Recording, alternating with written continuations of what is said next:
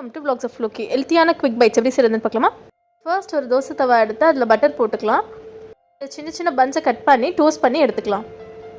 நல்லா அழுத்தி அதை நல்லா கிறிஸ்பியாக ஆகிற அளவுக்கு நான் டோஸ்ட் பண்ணி எடுத்துக்க போகிறேன். அதுக்குள்ளே வைக்கிற ஸ்டஃபிங் கேரட், வெங்காயம், இஞ்சி பூண்டு பேஸ்ட், தக்காளி, கருவேப்பிலை, பச்சை மிளகாய் எடுத்து வச்சுக்கலாம். ஒரு கடாய் எடுத்து எண்ணெய் ஊற்றிக்கலாம். அதில் நறுக்கி வச்சுருக்க பச்சை மிளகாய், கருவேப்பிலை போட்டு சாட்டே பண்ணிக்கலாம். அடுத்து நம்ம கட் பண்ணி வச்சுருக்க வெங்காயத்தையும் அதில் சேர்த்துக்கலாம். வெங்காயத்தை நல்லா வதக்கிட்டு தேவையான அளவுக்கு உப்பையும் சேர்த்துக்கலாம். இப்போ நல்லா வெங்காயத்தை வதக்கிக்கலாம்.